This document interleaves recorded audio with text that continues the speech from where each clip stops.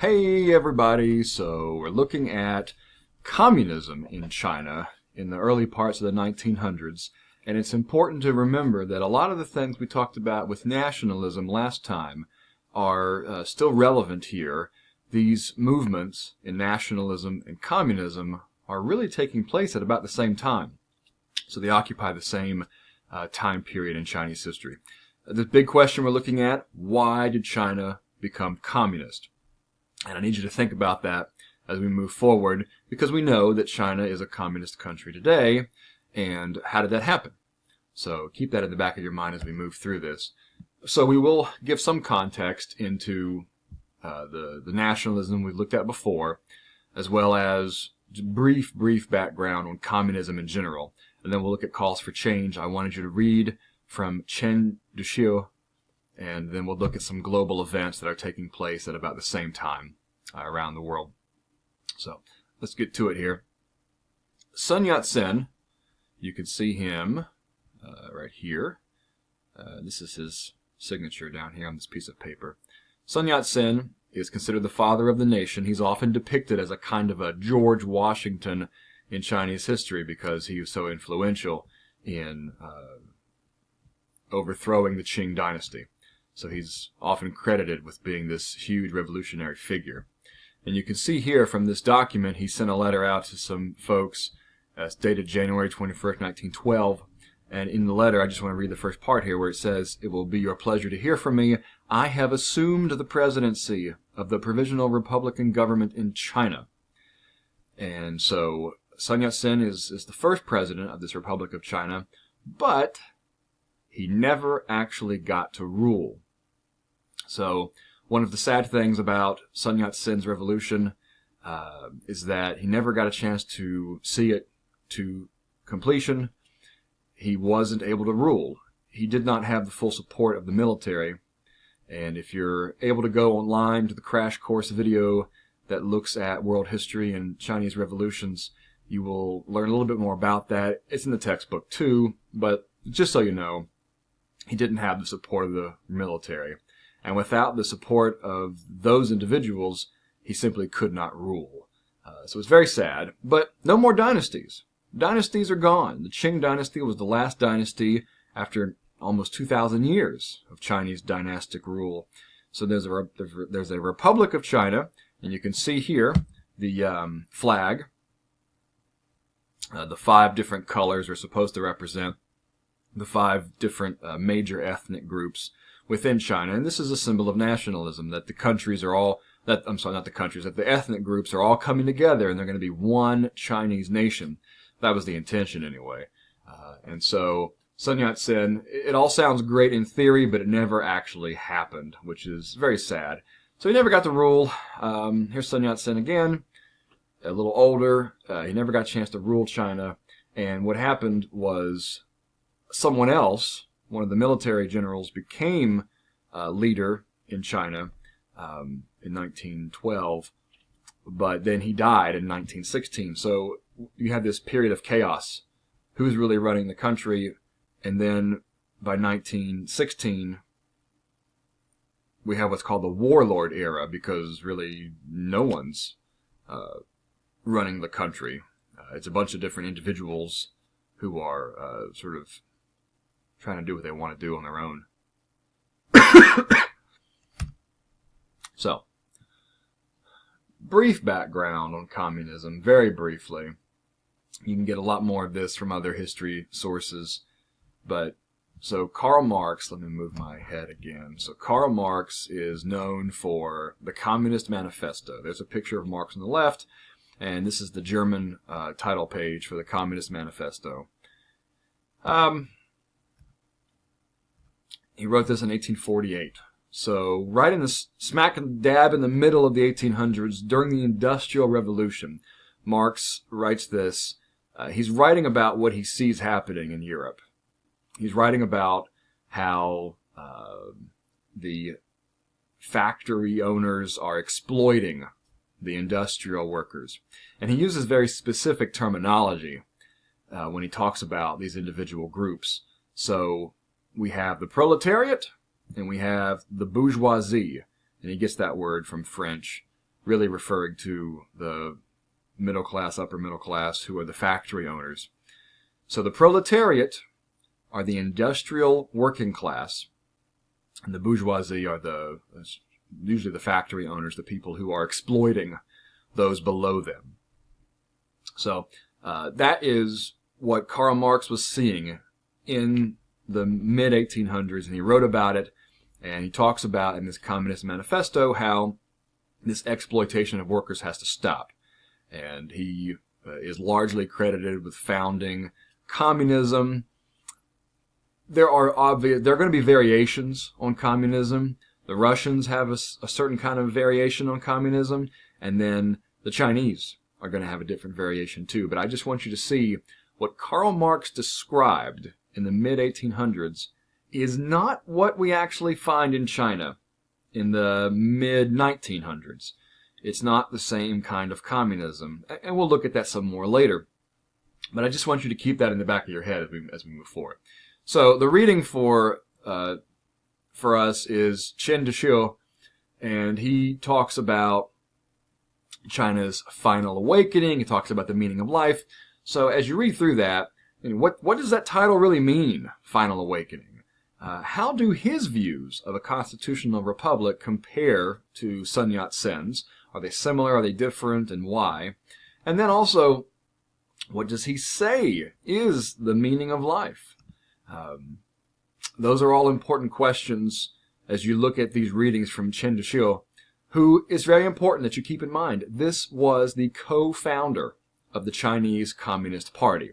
So it's very important that you know who he is, because he helps to found the party, and that is the party that is in rule, that rules China today. He wrote that in 1916, and at the same time that he wrote that he was co-founding the Chinese Communist Party, and he wrote the documents that we're looking at, World War I is taking place, the Great War from 1914 to 1918. And you can see China declared war on Germany in 1917. So here's China. In 1917, they declared war on Germany over here. So they really joined the war effort later than other countries. So the war began in 1914, and by 1917, the Chinese declared war on Germany. A lot of support for the peace process that's going to take place here in a moment. This image is of people in Beijing who are really excited that the war is going to come to an end. They're excited about what they're hearing coming from the West. So wars technically don't end until there's a treaty. So we don't get the treaty until 1919, but the fighting stopped in 1918, and that's what these individuals are excited about.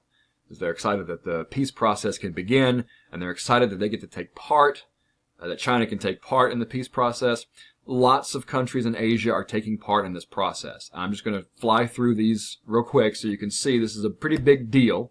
In 1919, there's a Paris Peace Conference. Here we have Ho Chi Minh, a very young Ho Chi Minh, who is able to travel to Paris, and he wants to be part of the peace conference. He isn't actually allowed in to participate, but he did go to Paris. That's Ho Chi Minh representing the Vietnamese. You can see Kim Kyu-sik representing Korea. He is there as well. Let me move my notes here. China is also represented, and I just want to focus on this one individual right here on the right. This is Wellington Koo right here. Wellington Koo, I think, is a pretty interesting character. He spoke perfect English, and he really wowed a lot of the Western powers at this peace conference because he knew how to speak English so perfectly. They'd never seen this before. They were very excited. So that really certainly helps negotiations. So we've got the Vietnamese, the Koreans, the Chinese, the Japanese, of course, are also there.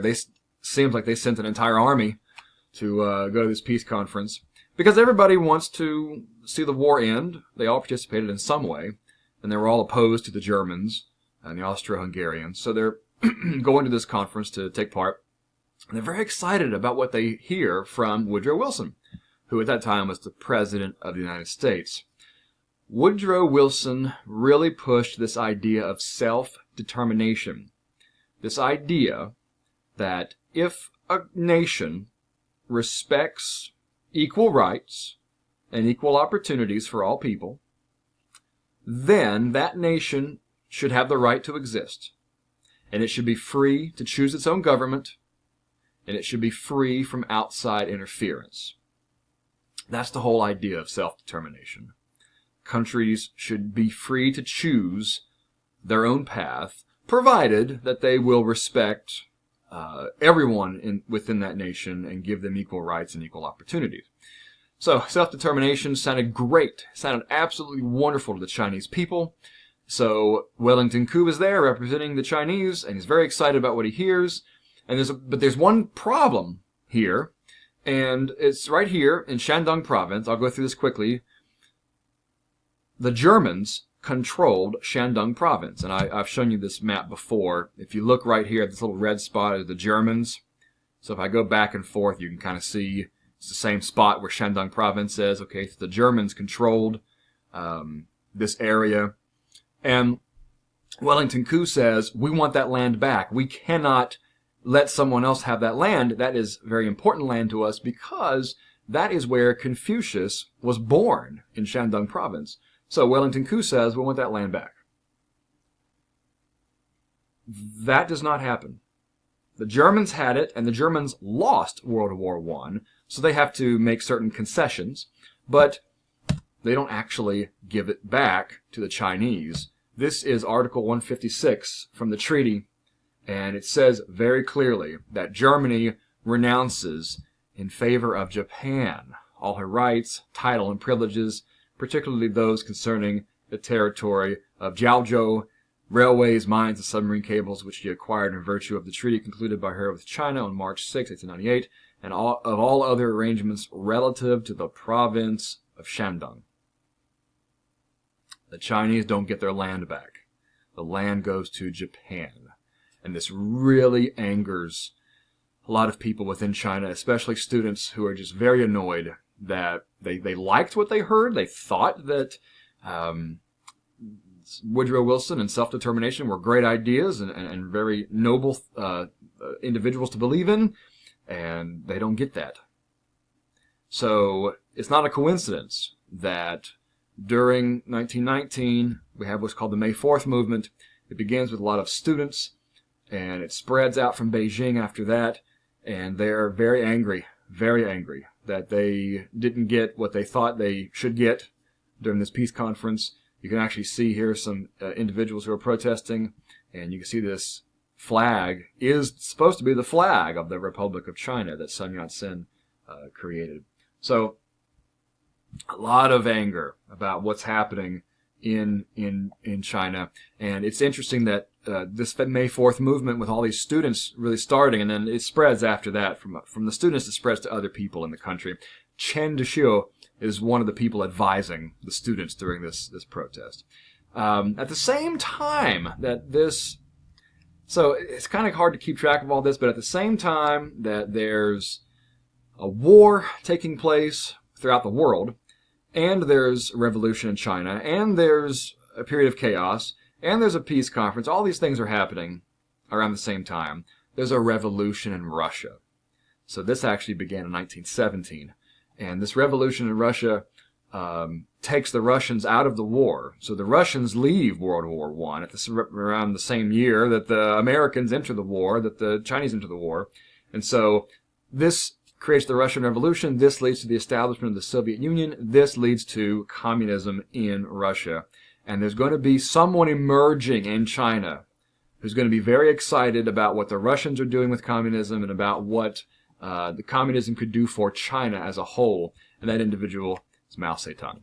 So Mao Zedong is going to pick up the mantle of communism here in the early middle parts of the 1900s, and he's going to really make inroads in China and lead to a communist country. So don't forget to look at that video on Crash Course. I think it's great. And then also be reading the rest of the documents for the next part of the unit and keep up with the textbook. That's all I've got. So have a good day, everybody.